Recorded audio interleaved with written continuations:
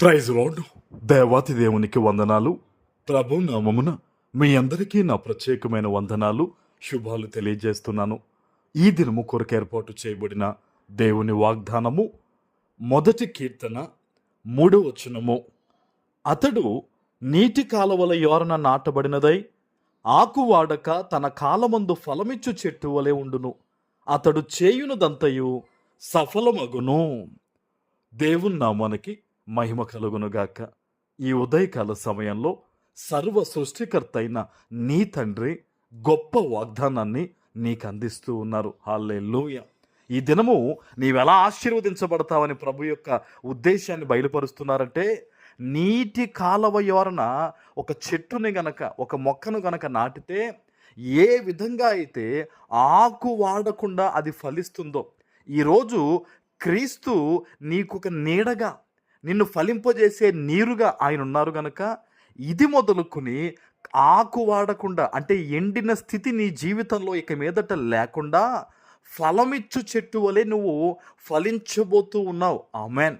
బహుశా ఈరోజు ఉదయం వరకు కూడా నీ జీవితంలో ఆర్థికంగా కానీ, ఆరోగ్యపరంగా కానీ, కుటుంబ పరంగా కానీ, ఇంకా ఏ విషయాల్లో ఎండిన స్థితిలో, మోడుబారిన స్థితిలో నీ జీవితం ఉందో, నీ పరిస్థితులు ఉన్నాయో, ఈ రోజు నుంచి నీ స్థితిగతులను నీ తండ్రి యేసయ్య మార్చబోతూ ఉన్నారు. ఆమెన్. ఆయన అంటున్నారు, నేనే నీకు నీరు వలె ఉండి ఇక మీదట నిన్ను ఫలింపజేస్తానని ఈ ఉదయకాల సమయంలో ఆయన నిన్ను ఆశీర్వదిస్తూ ఉన్నారు. ఆమెన్. దేవుని సన్నిధి నుంచి వస్తున్న ఈ బలమైన వాగ్దానాన్ని నీవు నమ్మి ప్రార్థన చేసినట్టయితే నీ ఎండిన స్థితి అంతా కూడా ఈ రోజు నుంచి ఫలభరితంగా మారబోతూ ఉంది. ఆమెన్. ఆయన అంటున్నారు చూడండి, అతడు చేయునదంతయు కూడా సఫలమగునని. హల్లెలూయా. బహుశా ఇప్పటి వరకు కూడా నీవు పట్టిందల్లా కూడా కొన్ని రకాలుగా అభివృద్ధి లేకుండా ఆగిపోయిందేమో. కోర్టు కేసుల విషయాలు కానీ, బిడ్డల ఉద్యోగాలు కానీ, వాళ్ళ యొక్క సంతానం కానీ, ఏ విషయాల్లో అభివృద్ధి ఆగిందో, ఈ రోజు నుంచి ఇది మొదలుకొని సఫలమంతా కూడా ఫలభరితమైన విధంగా దేవుడు ఆశీర్వదించబోతూ ఉన్నారు. ఆమెన్.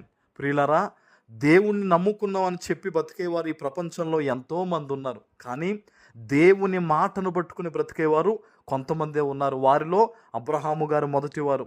ఈరోజు నీ జీవితం కూడా నువ్వు దేవుని వాగ్దానాన్ని గనక నమ్మితే, దేవుడు నాతో మాట్లాడాడు, ఖచ్చితంగా దేవుడు నన్ను ఆశీర్వదిస్తారు, ఇదిగో నా ఎండిన స్థితిని దేవుడు మార్చబోతూ ఉన్నాడు, ఇదిగో నా కుటుంబాన్ని దేవుడు ఫలింపజేయబోతున్నాడు, ఈ వాగ్దానం నా కొరకే అని నీవు నమ్మి విశ్వసించి దేవుని యందు భయభక్తులు కలిగి ఇంకా జీవించడానికి నువ్వు అడుగులు వేస్తే చాలు, ఫలభరితమైన జీవితాన్ని నువ్వు పొందుకుని చూసి అనుభవించబోతూ ఉన్నావు. ఆమెన్.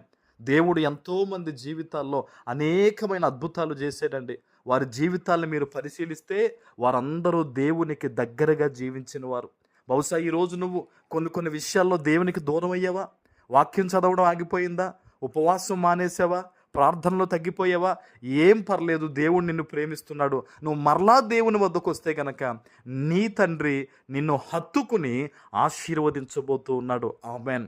ఏమండి, తప్పిపోయిన కుమారుడు తిరిగి వచ్చినప్పుడు అల్లంత దూరాన ఉండగానే తండ్రి పరిగెత్తుకుని వెళ్ళాడు కదా. ఈరోజు నిన్ను చూచిన దేవుడు నీతో మాట్లాడుతూ ఉన్నాడు. నీ జీవితంలో గొప్ప ఫలింపు ఆయనే నీ దగ్గరకు వచ్చి ఇవ్వబోతూ ఉన్నారు. ఆమెన్. ప్రార్థన చేసుకుందాం. పరిశుద్ధుడా, ప్రేమ కలిగిన తండ్రి, మీకు వందనాలు. ఈ ఉదయకాల సమయంలో మీరు ఇచ్చిన ఈ గొప్ప వాగ్దానము ప్రతి బిడ్డ జీవితంలో నెరవేర్చి స్థిరపరచమని యేసు నామమున ప్రార్థిస్తున్నాను తండ్రి. ఆమెన్.